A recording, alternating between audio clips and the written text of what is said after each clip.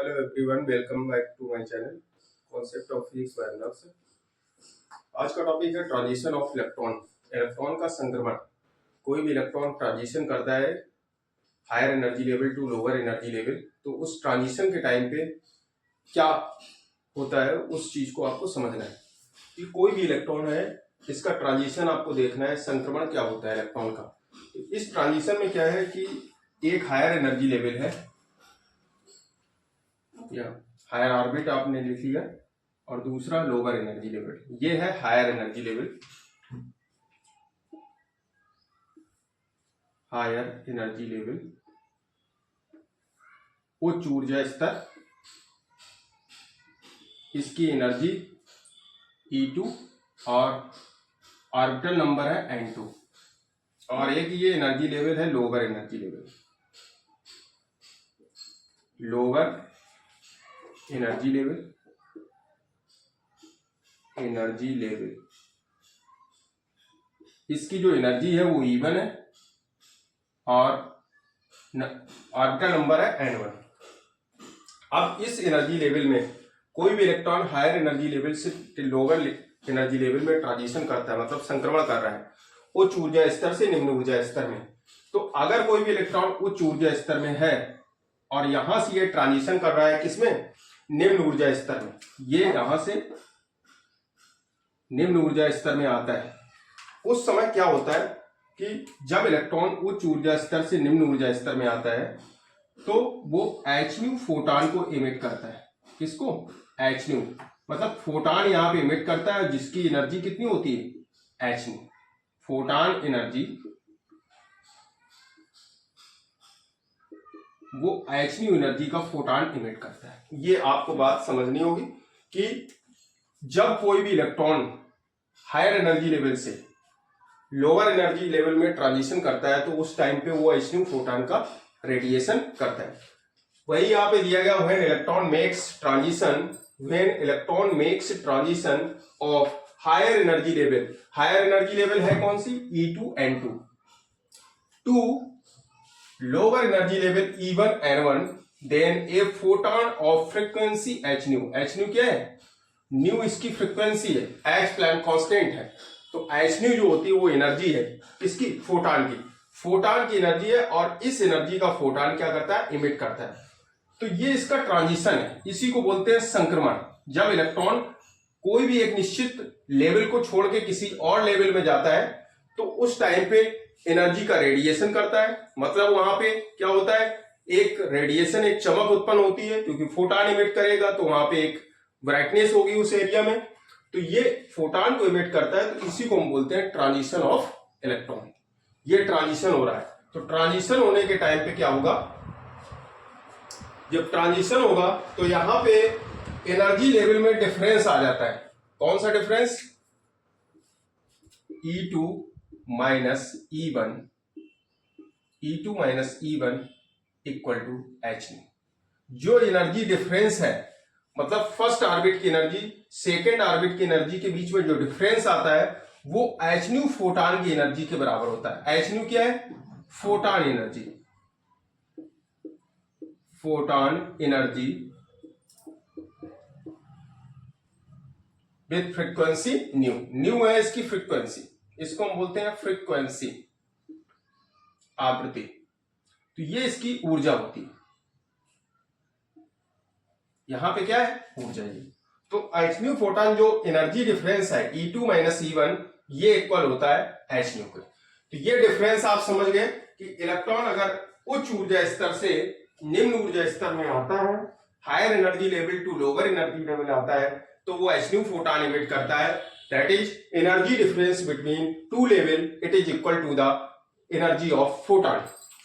इसी को हम लिख सकते हैं delta E equal hν, delta E equal to hν। तो ये ट्रांजिशन है, इसी को हम बोलते हैं इलेक्ट्रॉन का संक्रमण। इस चीज को आप समझ गए, तो नेक्स्ट टॉपिक स्टार्ट करते हैं। रेडिएशन हमें निकालना है ऊर्जा का, उत्सर्जित ऊर्जा कितनी होती है, तो रेडिएशन ऑफ एनर्जी यहां पे कैलकुलेट करना है। तो अगर आप ट्रांजिशन ठीक से समझ गए तो रेडिएशन आप समझ जाएंगे। ट्रांजिशन ऑफ इलेक्ट्रॉन, इलेक्ट्रॉन के संक्रमण में अभी आपने देखा कि कोई भी इलेक्ट्रॉन अगर higher energy level to lower energy level transition करता है तो एचन्यू फोटॉन के इक्वल एनर्जी रिलीज करता है। तो यहाँ पे आपको फर्स्ट टर्म आपको कैलकुलेट करना है कि energy of emitted radiation, emitted radiation की एनर्जी क्या होगी, उत्सर्जित ऊर्जा को कैलकुलेट करना है।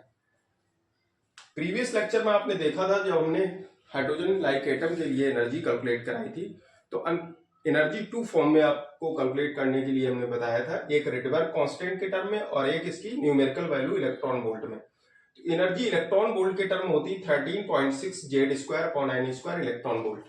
इन रेडबर्ग कांस्टेंट आर के टर्म में जो होती है minus RCH Z square upon n square.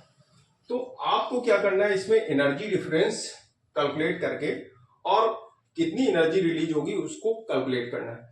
तो यहां पे आप देख सकते हैं कि E1 कितना है, E1 की जो वैल्यू है ये हायर एनर्जी लेवल है E2। तो E2 यहां पे कितना होगा इन टर्म ऑफ इलेक्ट्रॉन वोल्ट के टर्म अगर आप कैलकुलेट करना चाहें तो E2 की वैल्यू क्या होगी हायर एनर्जी लेवल में, E2 equal to minus 13.6 Z square upon N2 square, Z square upon N2 square. और E1 क्या होगा यहां पे minus 13.6 Z square upon N2 square, sorry N1 square. यहां पे ऑर्बिटल नंबर है N1।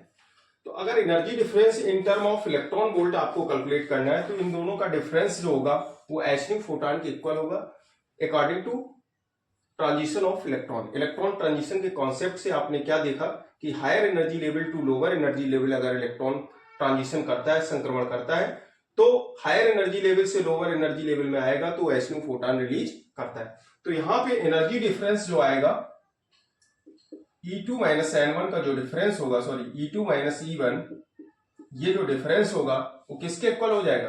अब ये दोनों वैल्यू आप ये इक्वल हो जाएगा एचन्यू फोटॉन के और एचन्यू फोटॉन के इक्वल हो जाएगा। तो ये एनर्जी डिफरेंस जो होगा इसी को हम लिखते हैं डेल्टा E। इस डेल्टा E की जो वैल्यू आपको कैलकुलेट करनी है वो कितनी होगी, यहां पे आप क्या करेंगे इन दोनों टर्म की वैल्यू यहां यूज कर लेंगे।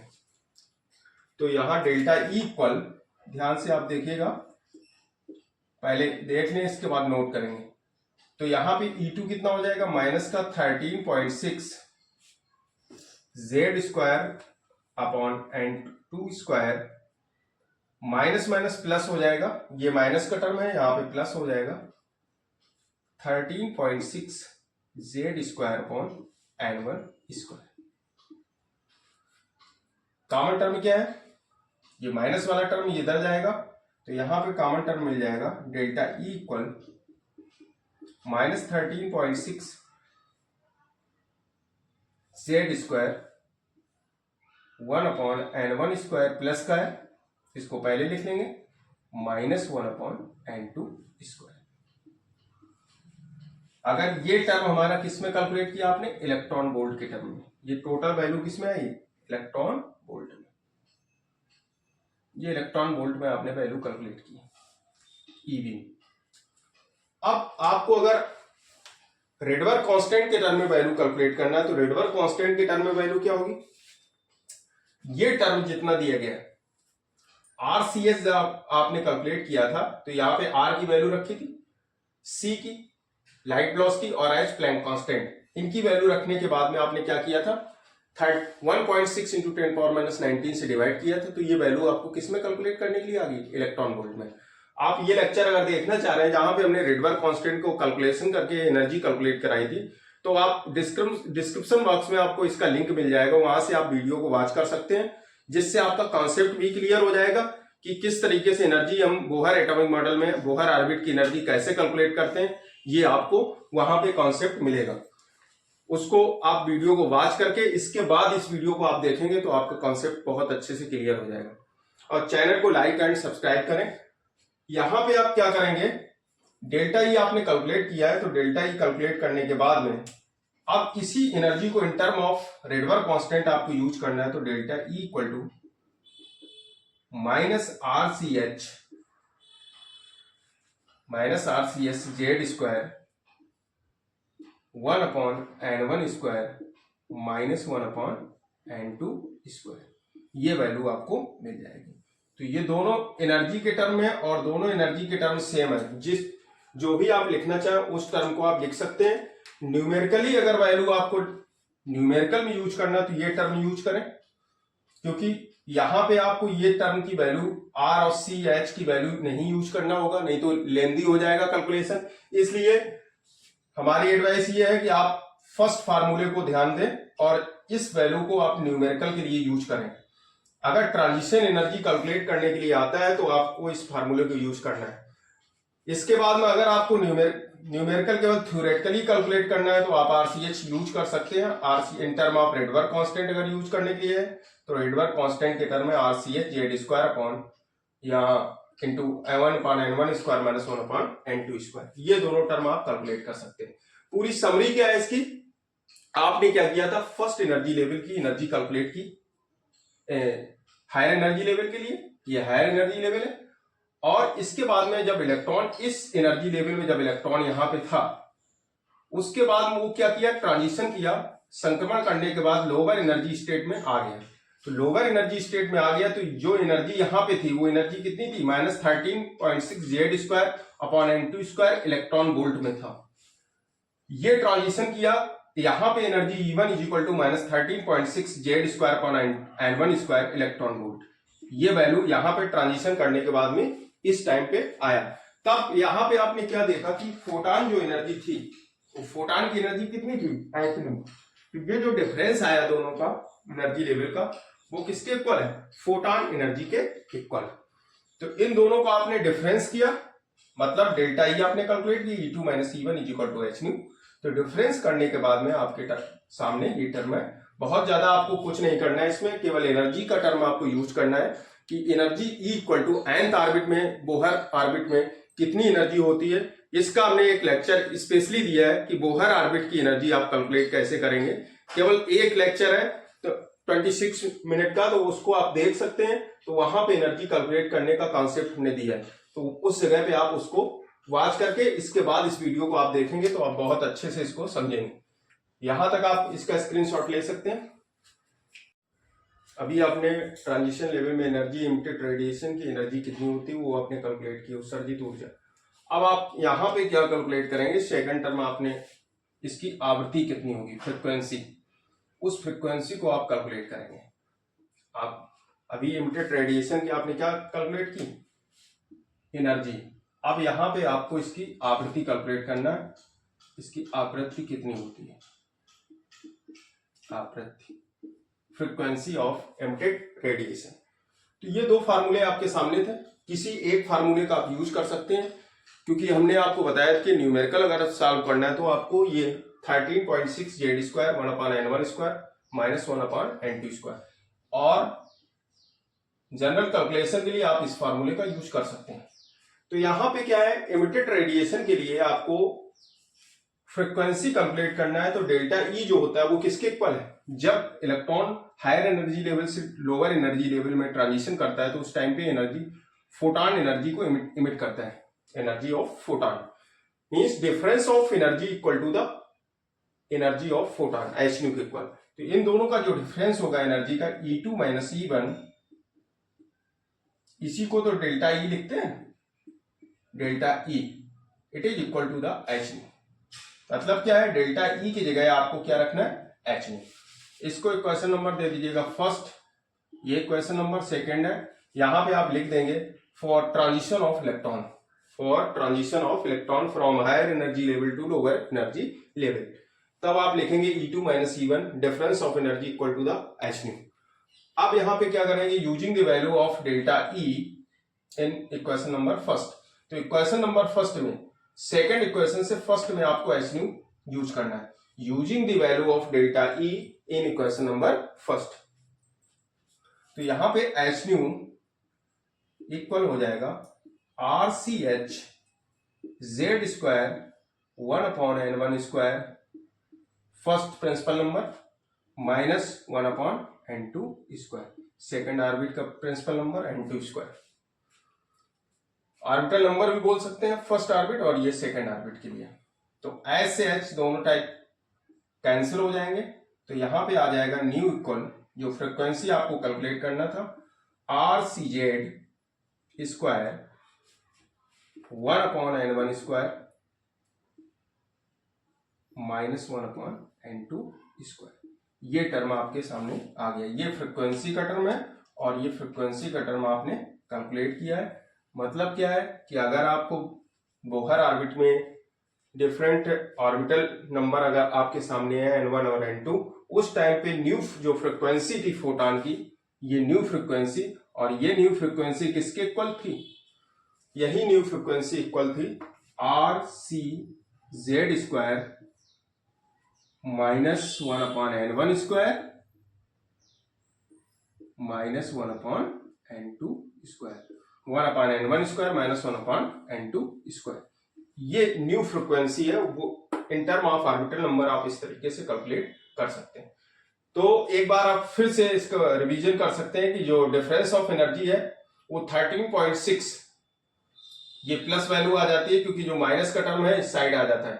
तो 13.6 Z square 1/n1 square -1/n2 square. In term of Rydberg constant, ये रेडबर्ग कांस्टेंट है आर, तो इसको लिख सकते हैं R C S Z square 1/n1 square -1/n2 square.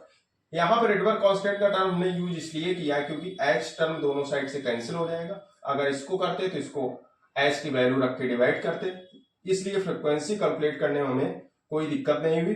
H H cancel हो गए, न्यू इक्वल टू आ गया R C Z square into 1/n1 square -1/n2 square.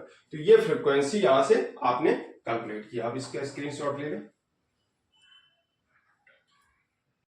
अब आपको कैलकुलेट करना वेवलेंथ ऑफ इमिटेड रेडिएशन, तरंग दैर्घ्य, उसी को बोलते हैं तरंग संख्या।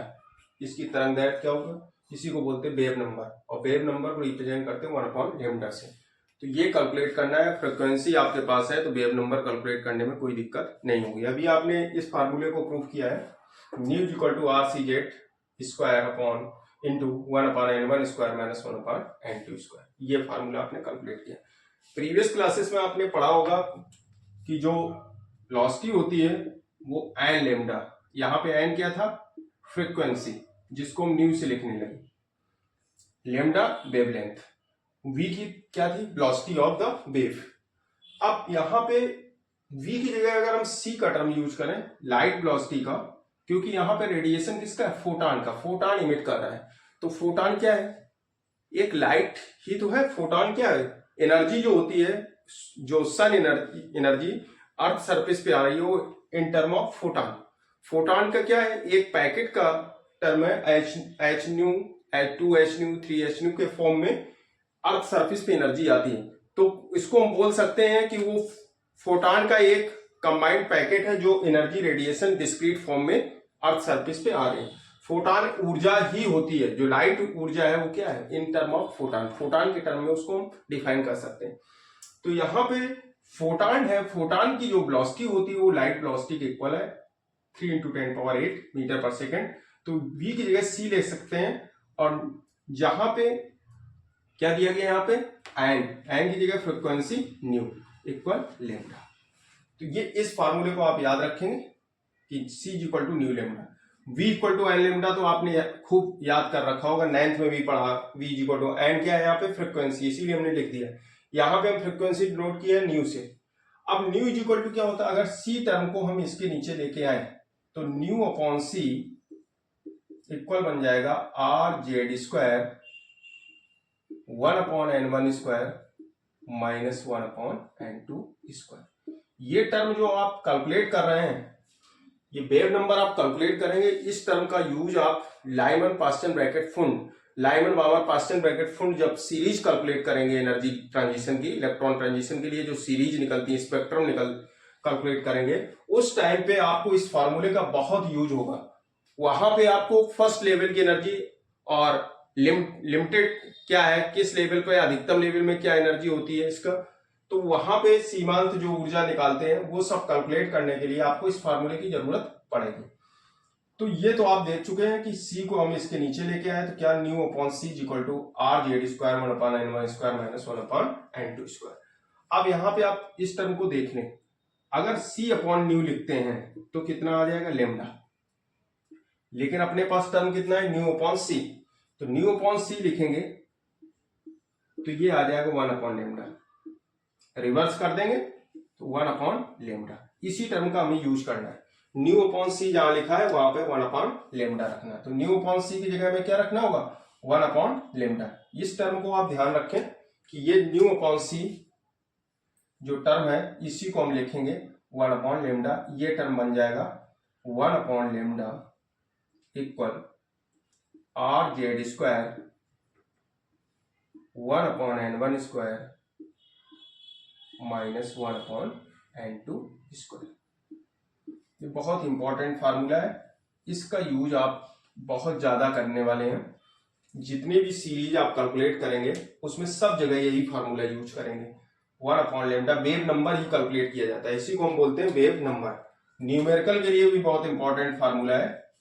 ये कैसे कैलकुलेट किया है, इसमें इस केवल एक इसी फार्मूले का कमाल है, इसको आप ध्यान दें तो इस फार्मूले को प्रूव करने में कोई दिक्कत नहीं है, क्योंकि आप फ्रीक्वेंसी ऑलरेडी कैलकुलेट कर चुके हैं। और nu equal to R C Z square 1 upon n1 square minus 1 upon n2 square. जो हम ये जनरल कैलकुलेशन करा रहे हैं एनर्जी, फ्रीक्वेंसी और वेवलेंथ, ये कैलकुलेशन हम इसलिए करा रहे हैं क्योंकि हम यहाँ पे डायरेक्ट स्पेक्ट्रम को कैलकुलेट करा सकते थे, लाइमन मामर पास्टन ब्रैकेट फुंड सीरीज को कैलकुलेट करा सकते थे, लेकिन उससे पहले वहां पे हम डायरेक्ट फार्मूले यूज करते, तो ये डायरेक्ट फार्मूले आपको कंफ्यूजन पैदा करते हैं। इसलिए हमने क्या किया है, सबसे पहले ये फार्मूले प्रूफ कराए, क्योंकि इन फार्मूलेस का यूज भी न्यूमेरिकल के लिए बहुत है। जब हम न्यूमेरिकल सॉल्व कराएंगे नेक्स्ट लेक्चर में, तो वहां पे आपको इस फार्मूले का यूज मिलेगा। तो कहां से आएगा ये भी आप क्वेश्चन करेंगे कि किस जगह से आ गया फार्मूला, इसलिए इसका हमने डेरिवेशन आपको करके दिखाया कि फार्मूला कैसे मिलता है। तो ये वेव नंबर का फार्मूला है, तो वेव नंबर इस तरीके से कैलकुलेट करते हैं। ये फार्मूले को भी साइड में आप नोट कर लें, क्योंकि ये बहुत जरूरी है। कैसे निकला, जनरल फार्मूला जिसको आप बहुत पहले से पढ़ रहे हैं, v equal to n lambda, इसको भी आप याद कर लें। न्यू एन क्या है, फ्रीक्वेंसी, यहाँ पे न्यू क्या है, फ्रीक्वेंसी, मतलब एन और न्यू सेम। तो इसका आप स्क्रीनशॉट ले सकते हैं।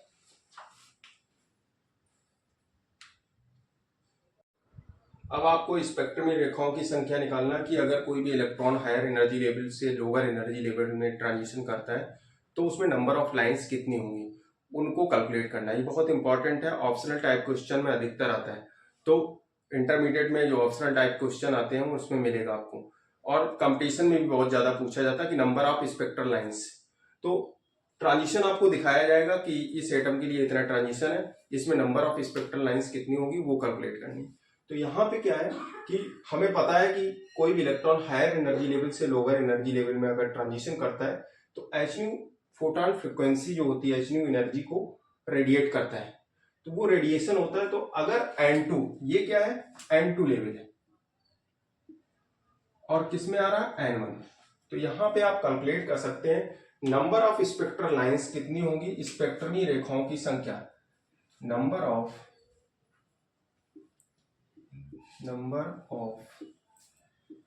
Spectral line, number of spectral line इसको N से रिप्रेजेंट किया है, और इसका फार्मूला होता है, क्योंकि N2 से N1 में आ रहा है, तो N2 minus N1 plus 1, N2 minus N1 upon 2, ये टर्म आपको कैलकुलेट करने के लिए आएगा। N2 minus N1 plus 1 upon N2 minus N1 upon 2। तो N2 क्या है, हायर एनर्जी लेवल की प्रिंसिपल क्वांटम नंबर, और N1 क्या है, लोअर एनर्जी लेवल, या इसको आर्बिट्ररी नंबर भी बोल सकते हैं। N2 माइनस N1 प्लस 1, दूसरे कोष्टक में N2 माइनस N1 अपॉन 2।